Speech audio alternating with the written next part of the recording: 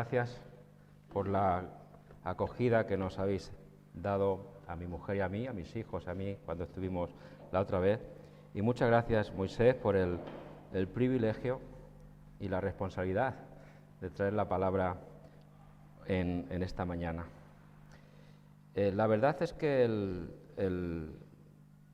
la reflexión, el pensamiento, es una especie de continuación de ayer. Ayer, a ver si me acuerdo el nombre, soy muy malo para los nombres, perdonadme. Damaris, Priscila y Sarai, ¿es así?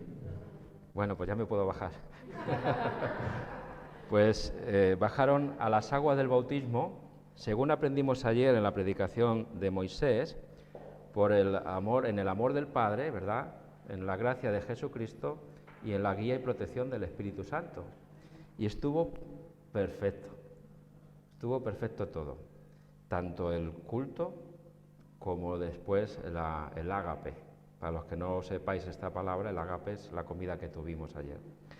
Pero como pasa en todas las cosas, ¿qué es lo que le ocurrió a nuestro Señor después del bautismo?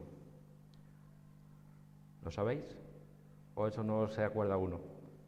Vino el zascas.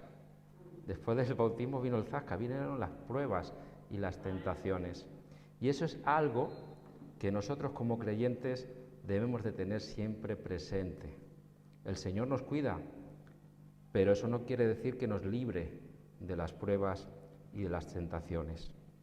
El título de esta mañana, basado en Apocalipsis 2:10, que ha leído Priscila, está basado en la decisión que habéis tomado ayer, bueno, la tomasteis antes y la ejercitasteis ayer, y que todos nosotros en su momento lo hicimos. No nos olvidemos que ese compromiso es de por vida. No solamente es un tiempo, no es un contrato de una semana y un contrato de un mes. Ayer, como decía, disteis forma en vuestro bautismo la mejor, desde mi punto de vista, otros tendrán otra, pero desde mi punto de vista, la mejor decisión que podáis tomar en todas vuestras vidas. Digo todas no porque tengamos más vidas, sino porque sois tres la que lo tomasteis. Y es que toda acción en la vida, todo lo que hagamos en la vida, se basa en las decisiones que tomemos, todas. No os olvidéis, desde me levanto, me ducho o no me ducho, ya es una decisión, desde ahí todas son importantes. Antes de hacer algo, primero debemos decidir qué hacer o no, aunque a veces eso sea automático y no nos demos cuenta. ¿Qué son las decisiones? Bueno, pues según el diccionario, decisión es la determinación con firmeza y seguridad para actuar ante una situación que presenta varias alternativas. Y eso es nuestra vida, como mínimo dos, sí o no. ¿Lo hago o no lo hago? ¿Cómo se originan? Vamos a imaginar que nos vamos a comer un helado, para no poner otras cosas más difíciles. Vamos a comernos un helado. Pues la decisión se origina en la mente de la persona. ¿Quiero comerme el helado o no? Aunque sea esto automático. Y después pasa por la voluntad humana. Me apetece el helado y quiero cogerlo. Me está recordando ahora, que no hasta que lo he hecho, en la tentación y la caída en el huerto con el fruto prohibido. Pero bueno, vamos a seguir con el helado. Ya que primero pensamos algo y después nos preguntamos si queremos o no hacerlo, he aquí algo que se llama sentimiento. Siento la necesidad de comerme el helado. Y qué bueno está cuando lo ejecutamos, ¿verdad? Pero pasa por un proceso, aunque no nos demos cuenta. Cuando vamos por la calle y vemos una heladería y compramos el helado, todos estos procesos ya han pasado antes de comprarlo y poderlo tomar. Y como resultado de estas tres etapas da a luz lo que llamamos la decisión. Mayormente decidimos lo que creemos que es lo más conveniente que debemos hacer. ¿Conocéis a alguien que tome las decisiones pensando en que va a ser perjuicio para él o para los demás? Yo creo que no, aunque luego, dependiendo de la decisión que tomemos, puede ser buena o mala. Pero en principio nadie toma decisiones en base a que va a ser algo malo. Incluso los que roban piensan que van a tener un beneficio, en su beneficio, ¿vale? Por ejemplo, y ahora centrando más en lo que hemos venido, en la Gran Comisión, desde la perspectiva del Evangelio de Marcos, nos dice: id por todo el mundo y predicad el Evangelio a toda criatura. ¿Es eso lo que nos dice? Pues el que recibe el Evangelio, cuando predicamos, cuando evangelizamos y llevamos la palabra de Dios, el que lo recibe tiene que decidir creer o no creer, y con su decisión personal, pues sufrirá las consecuencias, sean estas buenas o malas. Dice el texto, Marcos 16, 15 y 16, el que creyere y fuere bautizado, ¿cuál es la consecuencia? Será salvo. El que no, y es una decisión suya, no nuestra. Nuestra es obedecer el mandato del Señor, salir o no salir a predicar el Evangelio, ¿vale? Cada día tomamos miles de decisiones. Algunas fuentes apuntan a unas 35.000 decisiones una persona madura, una persona mayor. 35.000. Si las contáramos nos perderíamos en las 4 o 5 primeras, pero 35.000 decisiones en un solo día. Ayer, hasta que terminó el día, tomasteis alrededor de 35.000 decisiones. Algunas ni os enterasteis, otras os costó más, pero todas ellas importantes. Tomar decisiones es sumamente importante, y estas, las decisiones, dicen mucho acerca de quiénes somos, acerca de qué es lo que sostiene nuestras vidas y acerca de dónde está depositada nuestra confianza y hacia dónde nos dirigimos. Con la decisión de bajar a las aguas ayer, estas 3 cosas os definen, y a nosotros desde hace tiempo. Nos define quiénes somos. ¿Somos hijos de Dios? ¿Sois hijas de Dios a partir de ayer? Desde que entrasteis en la familia de Dios por el bautismo. Definen acerca de dónde está vuestra confianza, depositada vuestra confianza en Cristo Jesús, y define hacia dónde vais, hacia aquella vida eterna en el cielo con Dios por toda la eternidad. Fijaos las consecuencias de esa decisión. Sin embargo, aun cuando una decisión parece poco importante, y esa es muy importante, si tiene múltiples opciones a elegir, se vuelve un reto. Todo lo que hacemos se vuelve un reto. A esto, en el ámbito comercial, se le llama sobrecarga de opciones. Cuando esta sobrecarga de opciones está presente en un creyente, entonces existirá falta de compromiso. Eso ocurre en los creyentes a lo largo de nuestra vida. Falta de compromiso, inseguridad de haber tomado la decisión y muchas veces insatisfacción. Y no hay nada más frustrante para un creyente, y más si se considera indeciso, que sentirse inseguro, insatisfecho y poco comprometido con su decisión de seguir al Señor. No sé si os ha pasado a vosotros alguna vez pasar por este mar negro, por este valle oscuro en la vida, de estar indecisos con seguir o no seguir al Señor, con la inseguridad de por qué he decidido hacerlo y insatisfacción.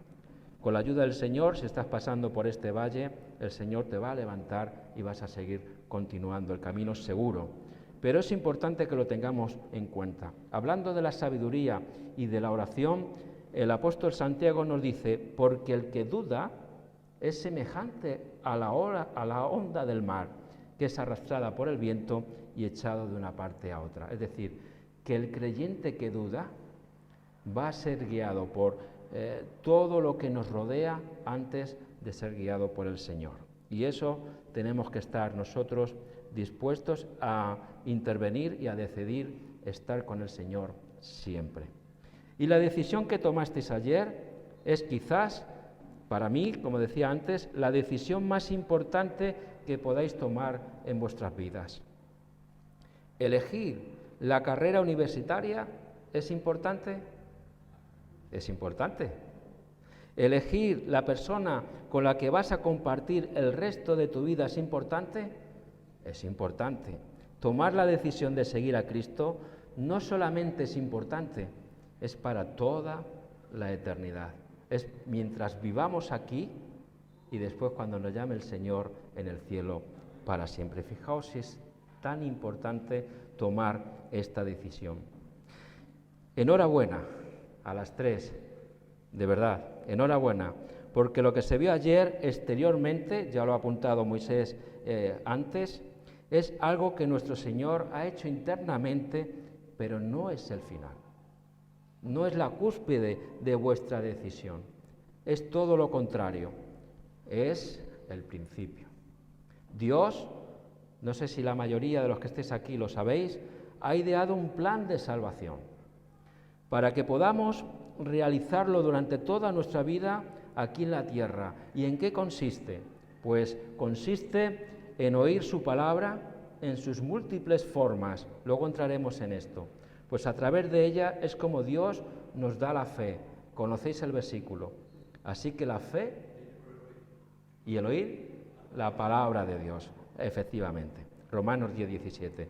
Recibirla en nuestros corazones creyendo en aquel que nos salva. También conocéis el versículo.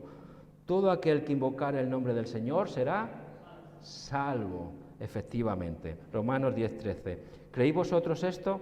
¿Creéis que toda aquella persona que invoque el nombre del Señor será salva? Pues entonces no lo guardéis, compartirlo, que es el plan de salvación. Arrepentirnos de nuestros pecados confesándoselos a Cristo. Dice Hechos 3:19, así que arrepentíos y convertíos para que sean borrados vuestros pecados, para que vengan los tiempos de refrigerio de la presencia del Señor. Hechos 3:19. Y, como hicisteis ayer, bajando a las aguas del bautismo, como confesión pública de lo que el Señor hace interiormente en vosotros. Pedro les dijo, arrepentíos y bautícese cada uno de vosotros en el nombre de Jesucristo para perdón de los pecados y recibiréis el don del Espíritu Santo. Ya no estáis solas. El Espíritu de Dios estará con vosotras desde ahora y para siempre. Y con el resto también, que para todos. No creáis que el Señor es exclusivo. Nosotros sí, pero el Señor no. Bien, ya hemos oído la palabra de Dios, el Evangelio. Ya hemos creído en Cristo. Incluso ya hemos reconocido nuestros pecados y nos hemos arrepentido de ellos confesándoselos al Señor, ya que nos hemos identificado con Cristo bajando a las aguas del bautismo. Y ahora nos podíamos preguntar, ¿y ahora qué? ¿Y ahora qué? Bueno, al Señor no le interesa que simplemente nos identifiquemos como seguidores suyos. Hemos bajado a las aguas del bautismo y cuando digamos soy creyente, soy cristiano, que no quede ahí, sino que hay que hacer algo más. No quiere que seamos llamados simplemente cristianos por el mero hecho de haber bajado a las aguas del bautismo. No quiere simplemente que nos identifiquemos con Él como si fuera una marca. Sabéis que algunos coches llevan el pececito, otros llevan una cruz, hay diferentes formas de identificarse como cristianos. Sin embargo, al Señor no le interesa eso. Y ahora me voy a explicar. Podemos ponernos unas Nike, conocéis, ¿no?, esta marca, o unas Adidas, la conocéis también, unas Reebok, ¿verdad? Y parecer deportista, aunque nunca hagamos deporte. Yo no hace mucho tiempo que no hago deporte y tengo playeras, tengo zapatillas. ¿Os dais cuenta? Pero eso no nos define como deportistas. Eso pasa cuando decimos que somos creyentes. Podemos conducir, el que pueda, un 4x4 y jamás salir de la carretera, no ir por los campos de la montaña. Y tenemos el 4x4, ¿verdad? Podemos beber nuestro Gatorade, nuestra bebida isotónica de estas, y no haber sudado en todo el día. De la misma forma, podemos colgarnos una cruz en el cuello o pegar un pez en nuestro coche sin vivir la vida cristiana que requiere nuestro Señor. Podemos llevar el cristianismo como marca sin dejar que Cristo transforme verdaderamente nuestra manera de pensar, de hablar y de actuar. Por eso, Jesús nos llama a convertirnos en verdaderos creyentes, nos llama a dejar que nuestra fe nos lleve a aprender de Él, a obedecerle y a imitar su ejemplo. Él busca verdaderos cristianos. Y lo dice en Marcos, en otros textos también, en Marcos 8:34. La versión que yo voy a leer esta mañana es la versión de la Biblia Nueva Traducción Viviente. ¿Vale? Ahí dice: si alguno de vosotros quiere ser mi seguidor, tiene que abandonar su manera egoísta de vivir, tomar su cruz y seguirme. Por tanto, una vez que hemos bajado a las aguas del bautismo, debemos ser fieles por siempre a Dios mientras vivamos, como lo fue nuestro Señor Jesucristo. Tenemos el ejemplo a Él. Y claro, hemos leído un versículo, ¿verdad? Y todavía no hemos hecho acopio de él. Ahora viene: sed fiel, las tres, seamos fieles todos nosotros hasta la muerte, dice el apóstol Juan en Apocalipsis 2:10. Sé fiel hasta la muerte, más que un mandato, que lo es un consejo. ¿Y por qué digo que es un consejo? Ahora reflexionemos un poco. ¿Qué pasaría si no somos fieles a Dios hasta el día que nos llame a su presencia, según este versículo? Siguiendo el versículo, que Él no nos daría la corona de la vida. Claro, nos gusta leerlo de manera positiva, ¿no? Sé fiel hasta la muerte y yo te daré la corona de la vida. Pero ¿qué pasa si no soy fiel al Señor? Pues que Él no nos la colocaría, ¿verdad? Y a veces pensamos que hasta la muerte es algún día lejano allá por nuestra vejez, cuando tengamos 250 años o 300, ¿verdad? Cuando ya no tengamos fuerzas y partamos con el Señor, todo muy bonito y esperanzador.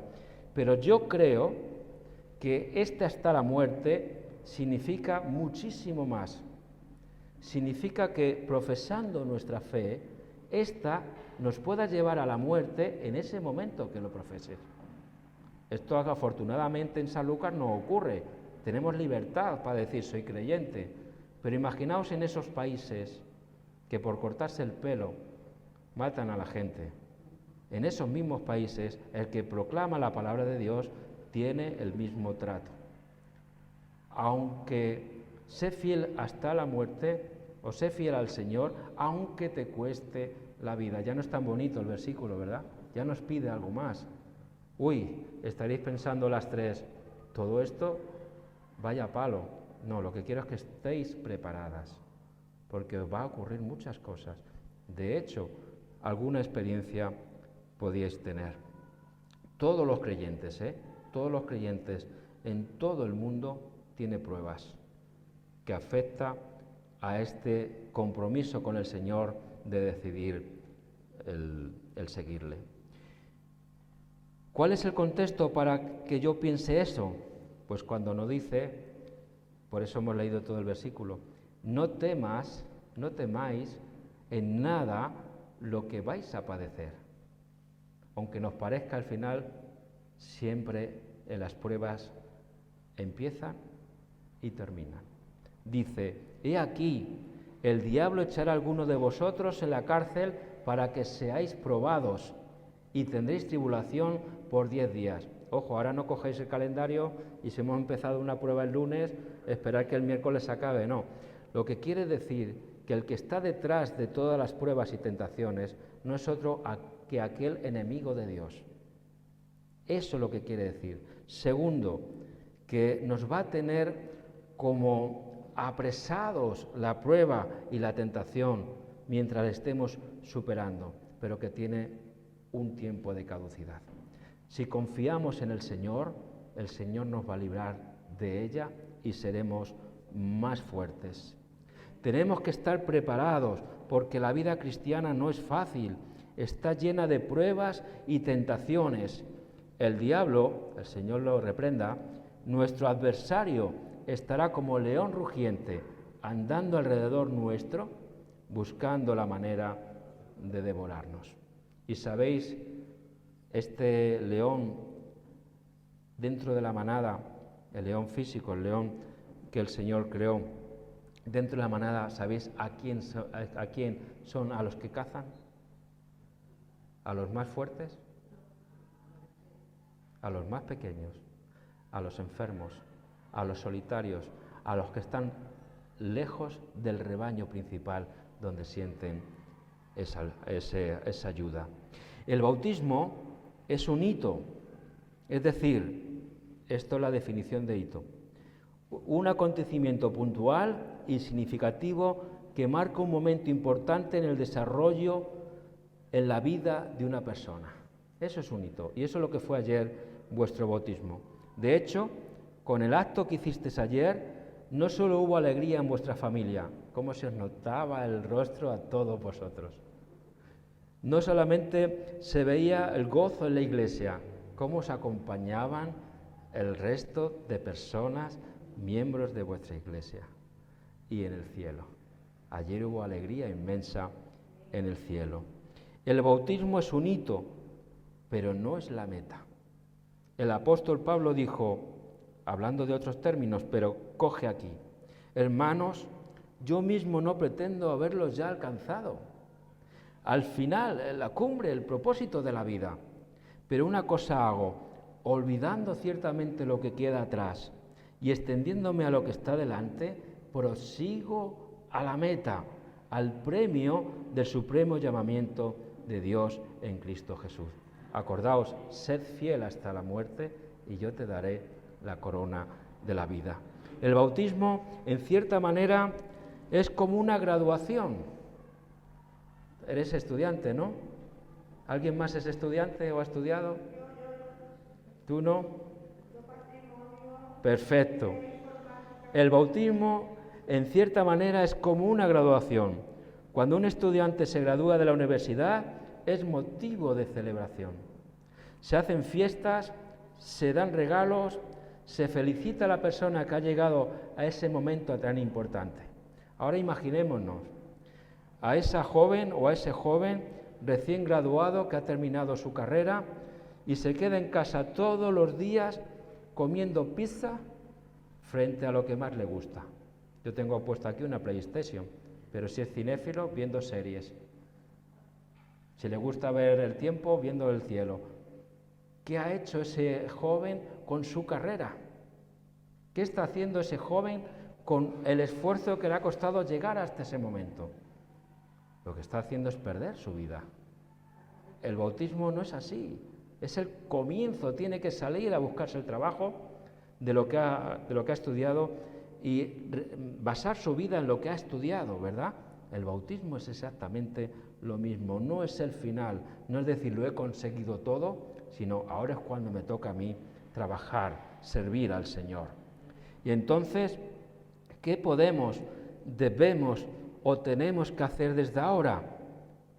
Decirlo es muy sencillo, aplicarlo nos cuesta un poquito más, pero decirlo es muy sencillo y a la vez muy complicado. Es muy simple, solamente seamos fieles al Señor, esa promesa que hemos dicho varias veces. Seamos fieles al Señor hasta la muerte. ¿Estamos dispuestos, sabiendo ya, que creo yo que lo sabíais, lo que significa ser fiel hasta la muerte? Y es muy complicado, porque tendremos pruebas, muchas de ellas difíciles, otras insuperables, si no fuese por la inestimable ayuda de Dios. Sufriremos tentaciones, muchas de ellas fáciles de rechazar, otras muy difíciles de ver incluso por nosotros mismos. Caeremos en alguna de ellas cometiendo pecado. Tendremos que levantarnos con la ayuda de Dios. El caminar cristiano no será un camino de rosas. Si así fuera, y algunos de vosotros lo conocéis muy bien, trabajáis en ello, las rosas tienen espinas y si no sabes cogerlas, pinchan, ¿verdad? Y te hacen daño. Pues el camino cristiano es como un camino de rosas. Estamos en un mundo que vive permanentemente sumido en un caos y cada vez más lejos de Dios, cada vez más lejos de Dios. ¿Cómo podemos ser fieles al Señor en medio de todo el caos que nos rodean? Deberes para todos, especialmente para Damaris, Priscila y Sarai, pero para todos. ¿Cómo podemos ser fieles al Señor? Reuniéndonos, somos parte ya de una familia, ¿verdad? Reuniéndonos en los distintos ministerios que hay en la Iglesia. A algunos nos gustarán más, otros nos gustarán menos. Algunos tendremos protagonismo, otras veces iremos acompañándolos. La Iglesia, como mínimo, estoy pensando en la que yo ahora me congrego habitualmente. La Iglesia, como mínimo, tiene 3 ministerios abiertos para todos los miembros, como mínimo. Los 3 muy importantes, tan importantes que deberíamos poner todo nuestro esfuerzo por no faltar a ninguno de ellos. A veces estaremos cansados, otras veces no nos apetecerá, pero tenemos que reunirnos. El culto dominical, como el de esta mañana, el cual es un culto dedicado a la adoración a Dios, junto con el resto de la familia espiritual. El culto de oración, el cual es un culto dedicado a abrir nuestros corazones y a hablar congregacionalmente a Dios, y el estudio bíblico, donde se nos orienta a profundizar en la palabra de Dios, todos juntos, en una misma dirección. Luego, según qué congregación, más grande o más pequeña, dependiendo de los miembros de la Iglesia, pues hay escuela infantil, el grupo de jóvenes, de damas, de matrimonio, de alabanza, etcétera, etcétera, ¿verdad? Enfocados todos a un mismo propósito. La Iglesia es un lugar donde podemos animarnos, donde podemos animarnos unos a otros para compartir el amor que Dios derrama en nuestros corazones y llevar a cabo proyectos comunes que glorifiquen a Dios. Recordándonos, fijaos lo importante de reunirnos frecuentemente, recordándonos mutuamente que lo hacemos para estar preparados para la llegada de aquel que vendrá a recoger a los que le esperan. A veces estaremos cansados, otras veces enfermos, algunas, porque somos personas y nos ocurre, estaremos enfadados. Independientemente de nuestras circunstancias, no dejemos de congregarnos, a no ser, claro está, que sea causa mayor, que no podamos movernos de la cama o en los tiempos que corren nuestro trabajo secular nos impida estar en el culto. Así nos exhorta el autor de Hebreos: y considerémonos unos a otros para estimularnos al amor y a las buenas obras, no dejando de congregarnos como algunos tienen por costumbre, sino exhortándonos, y tanto más cuando veis que aquel día se acerca. Hebreos 10, versículos 24 y 25. Y en este punto podríais decirme: vale, Pedro, reunirnos, bien, pero ¿para qué? Eso me lo han dicho a mí algunas veces. ¿Para qué? En primer lugar, para sentir la presencia de Dios entre los hermanos, para sentir la presencia de Dios. ¿Es que no podemos sentir la presencia de Dios en otros lugares? ¿Es que no puedo sentir la presencia de Dios en mi casa estando solo y haciendo cosas buenas? Pero estando solo, sí, se puede, en la intimidad. Pero cuando nos reunimos con otros creyentes, dice la palabra del Señor que ahí está el Señor en medio de ellos. Sabemos de memoria el versículo: donde 2 o 3 estén reunidos en mi nombre, allí yo estoy en medio de ellos. Entonces, cuando estamos reunidos como iglesia, allí está el Señor, para sentir la presencia del Señor. ¿Y qué hacemos mientras nos reunimos? Pues podemos hacer muchas cosas, las que se nos ocurran. Seguramente tendréis una buena lista de lo que podemos hacer, seguro. Pero, ¿qué nos enseña su palabra que debemos hacer? Pues cuando nos reunimos como iglesia, lo que tenemos que hacer es perseverar.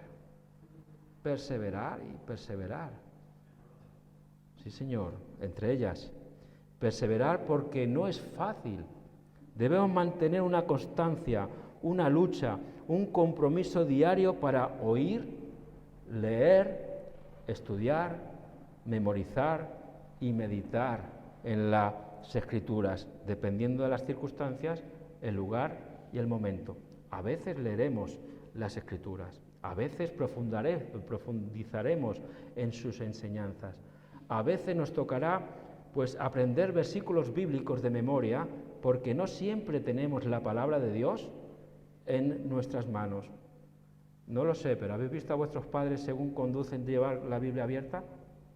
Seguramente que en el despacho para prepararse la habéis visto con la Biblia abierta, ¿verdad? No siempre, pero aquí en la cabeza tenemos tantos gigas que nos podemos llenar de la enseñanza bíblica que nos va a ser muy útil cuando lo necesitemos.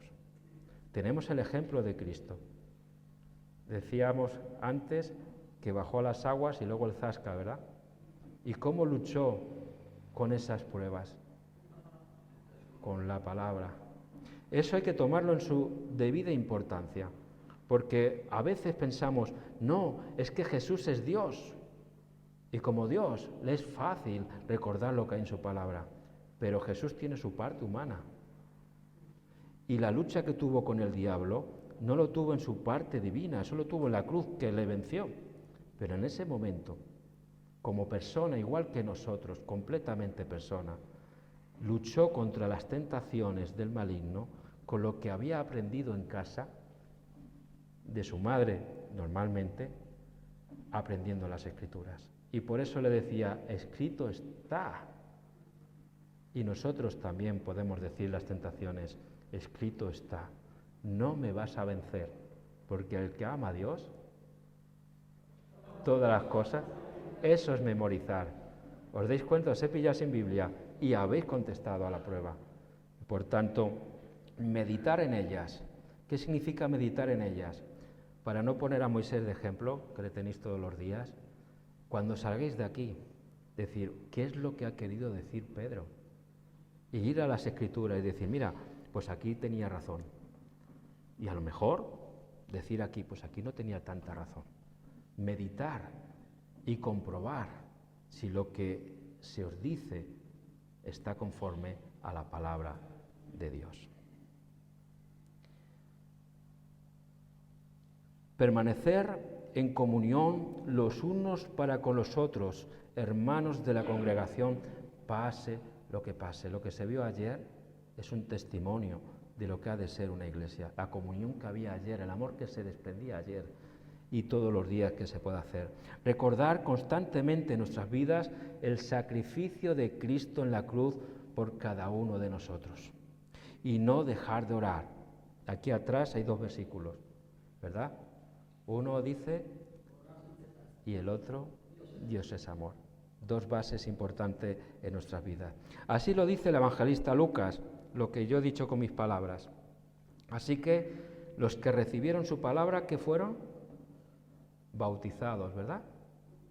Y perseveraban se añadieron aquel día como 3.000 personas, y perseveraban en la doctrina de los apóstoles, en el partimiento del pan, en la comunión unos con otros y en las oraciones. Por tanto, esforcémonos en estar en los distintos ministerios de la Iglesia de una manera alegre y sencilla, de corazón, como nos enseña el versículo 46 de Hechos 2, para gloria de Dios y para testimonio al mundo, y el Señor añadirá cada día a la Iglesia los que han de ser salvos. Lo dice el versículo 47, y perseverando unánimes cada día en el templo, y partiendo el pan en las casas, comían juntos con alegría y sencillez de corazón, alabando a Dios y teniendo favor con todo el pueblo. Esto tiene 2 vertientes. El pueblo son a los de afuera. La iglesia estaba en el contexto de Jerusalén. Con los de afuera tenían favor. ¿Y qué ocurría? Que se acercaban y conocían al Señor. Pero ese también tiene el contexto dentro del pueblo de Dios. Favor entre unos y otros. Amor entre unos y otros. Exhortación entre unos y otros. Y el Señor añadía cada día a los que habían de ser salvos. Pero todo esto, el lugar físico, el templo, los materiales de estudio, la ayuda a los necesitados y otras muchas cosas tienen un costo, por lo que también debemos de perseverar en las ofrendas. Sí, cuando bajasteis a las aguas del bautismo también os comprometisteis a las ofrendas. ¿Cuándo deberíamos dar para el Señor? ¿Qué cantidad deberíamos de dar para el Señor? No sé yo quién lo tiene que decir, para mí sería muy fácil, pero es complicada esta enseñanza. Pero la medida más correcta de lo que todos podemos dar en donde nos reunimos es esta: no más de lo que puedas dar, ni menos de lo que debes ofrecer a Dios. Has dicho, no has dicho nada, he dicho mucho. No más de lo que puedas dar, no menos de lo que debes. Lee la Biblia, estúdiala, compártela, pregunta si tienes dudas y ofrenda en relación a lo que Dios te ha puesto en el corazón. Lo que sí debes de hacerlo es regularmente. Regularmente. Pablo nos dice, cada primer día de la semana, cada uno de vosotros ponga aparte algo según haya prosperado. No dejemos de ofrendar según nuestras posibilidades. Mirad lo que dice Pablo, por ejemplo, asimismo, hermanos, os hacemos saber la gracia de Dios que se ha dado a las iglesias de Macedonia. ¿Qué pensáis? ¿Que eran ricas o que eran pobres? Era una gracia.